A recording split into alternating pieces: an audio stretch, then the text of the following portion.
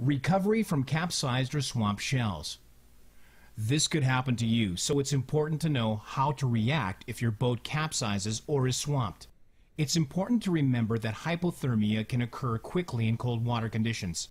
You could lose the ability to swim in minutes and become incapable of assisting yourself to get into a rescue boat. It's therefore a critical safety principle to stay with your boat. Do not attempt to swim ashore. The boat can provide flotation and a means of getting partially out of the water to reduce the risk of drowning. Flipped single. If you're in a single and it flips, the first thing to do is get your feet out of the boat.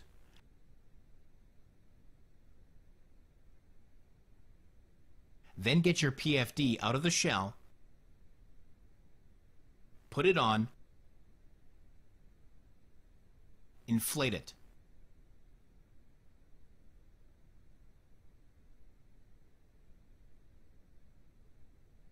And tie it securely on.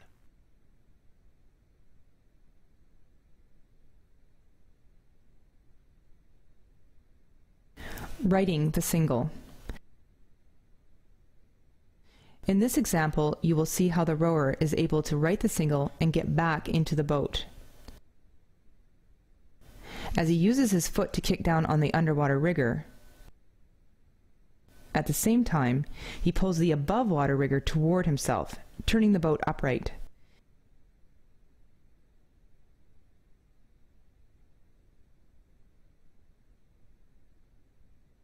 He then positions the scull, grabbing hold of the two handles in order to stabilize the boat. Holding both oar handles, he kicks his legs so that he drives his body up and out of the water over the gunwale, placing his seat back onto the boat. Practice this recovery in the pool or shallow water.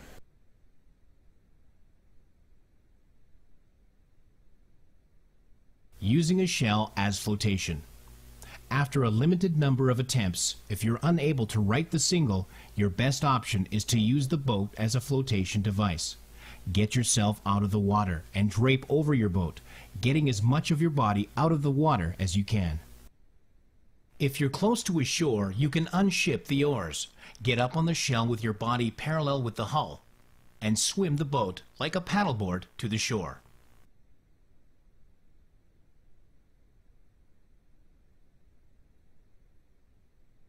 Try to attract the attention of the coach boat, your buddy, or other crews near you by using the whistle.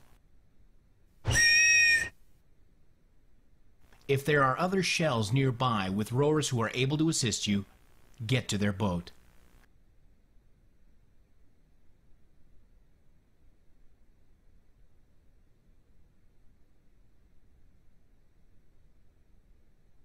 Drape yourself over the stern of their boat and have them row you to safety.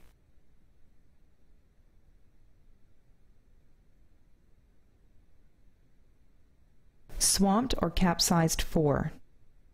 When a crew boat has been swamped, the crew members should exit the swamped boat in a calm and controlled manner, as we see here.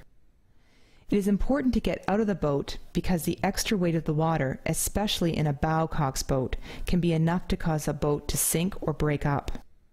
Getting out sequentially, one at a time, or by pairs affords the most control.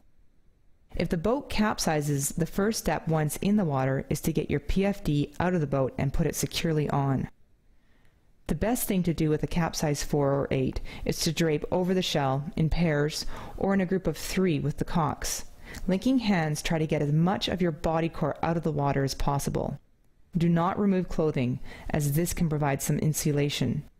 Don't count on non-wood oars or sculls as flotation, as they can fill with water and sink. Use the whistle to attract attention to your location. If the boat breaks up or otherwise does not provide enough flotation, adopt the help position.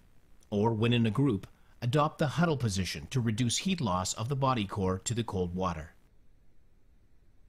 Assisting crews in the water. In the case of a crew tipping or swamping without PFDs in their boat, the coach will have to distribute PFDs to each member of the crew in the water as soon as possible.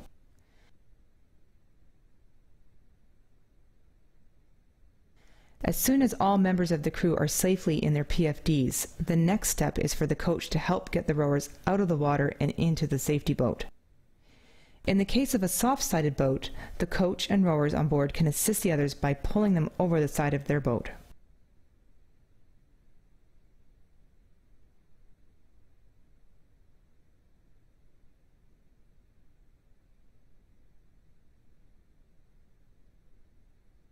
If the coach is driving a hard-sided coach boat, the coach should position themselves within the boat to provide counterbalance for the rowers as they climb into the front, back, or side of the coach boat.